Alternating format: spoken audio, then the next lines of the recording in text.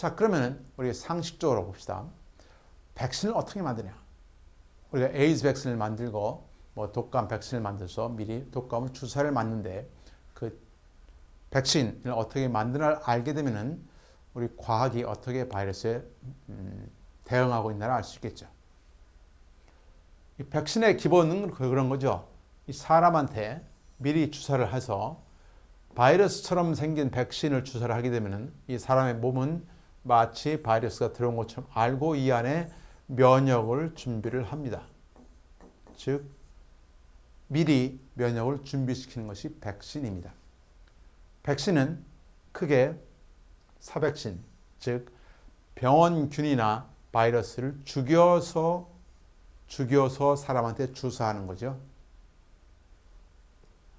그 다음에 생백신이 있습니다. 즉 살아있는 균을 그대로 주사하는 거죠. 물론 살아있다고 해도 병을 일으킨다는 것은 아니고 병을 일으키지 않을 정도로 약화를 시킨 그러한 병원균이나 바이러스를 주사를 합니다. 이 생을 쓰는 이유는 훨씬 더 효과적으로 면역을 일으키기 때문에 그렇습니다. 또는 항원이라는 말은 바이러스가 있으면 바이러스 바깥에 있는 어떠한 단백질이나 코트 같은 것, 요것을 항원이라고 부르는데 요것만을 만들어서 주입하게 되면 됩니다. 그러면은 이 안에 들어있는 DNA나 RNA가 들어가는 것이 아니기 때문에 절대 병에 걸릴 리가 없죠. 요 항원은 인체 면역 시스템이 이게 바이러스라고 관찰하는 곳입니다. 그래서 면역이 일어나는 곳이니까 바이러스 전체를 집어넣는 것보다도 항원을 집어넣게 되면 훨씬 더 안전하겠죠. 다만 항원을 몇 개 만들어 집어넣는 것은 전체 바이러스를 집어넣는 것보다는 전체 병원체를 집어넣는 것보다는 덜 좀 약하게 면역을 일으킨다 할 수 있습니다. 이러한 항원이 물론 항원을 변화시켜서 집어넣을 수도 있습니다. 자, DNA 백신이란 말은 요 바이러스는 여기 현재 바이러스인데 이 바이러스 안에 있는 DNA를 꺼내서 인체 세포에 집어넣는 겁니다. 여기 바이러스의 DNA가 들어와 있습니다. 그럼 인체 내에서는 마치 바이러스가 이 DNA가 읽히면서 바이러스가 많이 만들어지는 것처럼 되겠죠. 실제 바이러스가 들어온 것은 아니고 바이러스처럼 생긴 물질을 인체 내에서 만드니까 인체는 그걸 보고 백신처럼 바이러스가 들어온 것처럼 생각을 해서 면역을 준비한다는 얘기입니다. 물론 이 DNA 중에는 독성이 있는 부분은 물론 빼야 되겠죠. 병원성 있는 부분은 빼고 그래서 안전하게 사용을 할 수 있습니다. 혹은 바이러스 껍질, 요건 항원이라고 부르는 껍질만을 사용하는 방법도 있습니다. 물론 또 껍질 있는 박테리아도 만들 수 있는 여러 가지 방법으로 백신을 만들 수 있다는 얘기입니다. 여기 보고 있는 것은 이제 그 중에서 최근에 많이 사용되고 있는 DNA 백신에 관한 얘기입니다. DNA 백신은 여기 지금 바이러스가 있습니다. 이 바이러스 내에 RNA가 예를 들어 에이즈 바이러스라면 대부분 우리를 괴롭히고 있는 것들은 사스라든가 에이즈, 천연두 등등 RNA 바이러스로 설명을 드렸습니다. 그 RNA 바이러스 대부분의 바이러스는 RNA로 되어 있기 때문에 이 RNA를 DNA로 바꿉니다. 바꿔서 DNA의 순서를 확인하고 그 DNA에 필요한 사항을 만듭니다. DNA 합성기를 통해서 만들죠. 그 다음에 이것을 플라스미드라고 하는 데다가 집어넣고 아니면은 대장균 내에 집어넣어서 그래서 대장균을 키웁니다. 키워가지고 모아서 백신만 만들게 되면 그것이 바로 DNA 백신이죠. 무슨 얘기냐면은 바이러스 안에 있는 DNA를 대장균으로 하여금 생산하게 하면은 그것이 DNA 백신이 되고 그걸 주사하게 되면은 사람 몸 안에 들어가서 사람 몸이 그 바이러스처럼 생긴 물질을 만들면은 우리 몸은 마치 바이러스가 들어온 것처럼 알고 면역을 준비한다 하는 것이 DNA 백신 얘기입니다. 자, 그러려면은 우리가 맨 처음 단계에 바이러스를 많이 키워야 되겠죠. 왜냐하면 바이러스를 키워야 그 바이러스를 가지고 사람한테 주사를 하든가 그 바이러스의 껍질을 얻든가 아니면 바이러스를 약하게 해서 사람한테 주사를 하든가 하는 방법으로 바이러스가 일단 많이 있어야 되겠죠.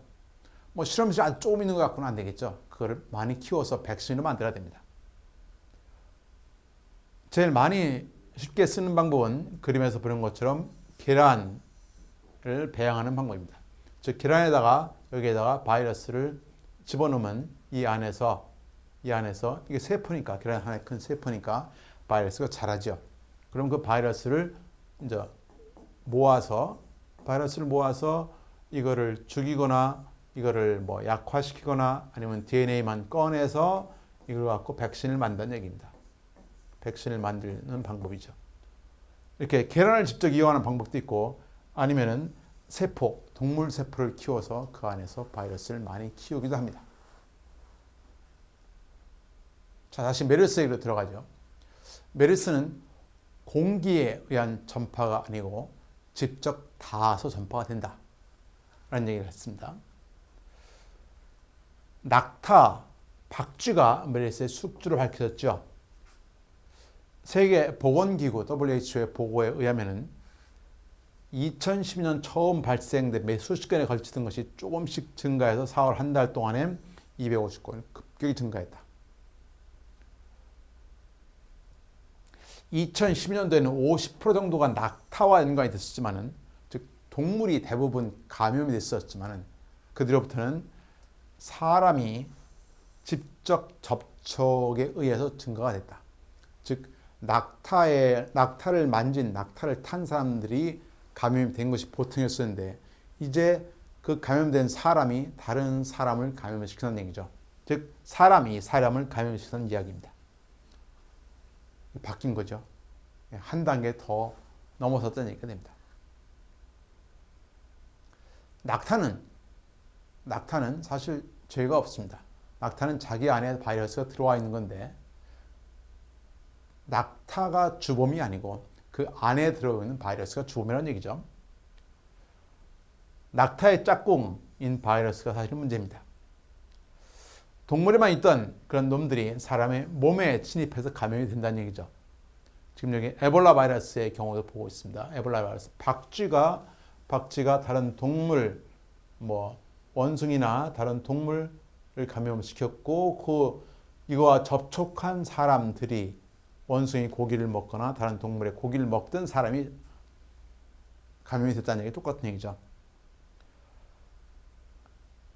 즉 사스는 사양 고양이, 조류 인플루엔자는 조류, 닭이나 오리 같은 조류, 에이즈는 원숭이, 에볼라는 과일 박쥐가 숙주입니다. 즉 모두 이것은 다 RNA 바이러스라는 것이고 이것이 문제가 된다는 얘기죠. 자, 거듭 설명드리고 있는 얘기는 늘어나는 바이러스 출물은 우연이 아닌 필연이다. 따라서 우리는 이에 대한 대비를 해야 된다 하는 것을 다시 말씀드리는 바입니다. 자, 오늘 내용을 정리를 해보겠습니다. 우리는 한국에 유일하게 사우디아라비아에 걸쳐서 유일하게 세계에서 두 번째 메르스가 급히 확산된 그러한 나라로 코리아가 리스트에 올랐는데요.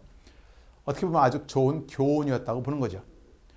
이렇게 최초의 대규모 전파가 있었고 그래서 정부가 어떻게 대응해야 되는가를 연습했다고 보면 될 수 있습니다. 물론 사상자가 수십 명이 났지만 이러한 그 대전파, 대감염을 교훈 삼아가지고 준비를 해야 되겠다는 얘기입니다. 이런 바이러스에 우리 나라뿐만이 아니고 전 세계가 대비를 해야 되는 얘기고 개인적으로는 기본 위생이 가장 중요하다는 얘기고 국가적으로는 전체적으로 확산을 방지하는 것이 앞으로 지구촌이 우리나라가 내가 바이러스에서부터 안전할 수 있는 그런 방법이라고 볼 수 있습니다.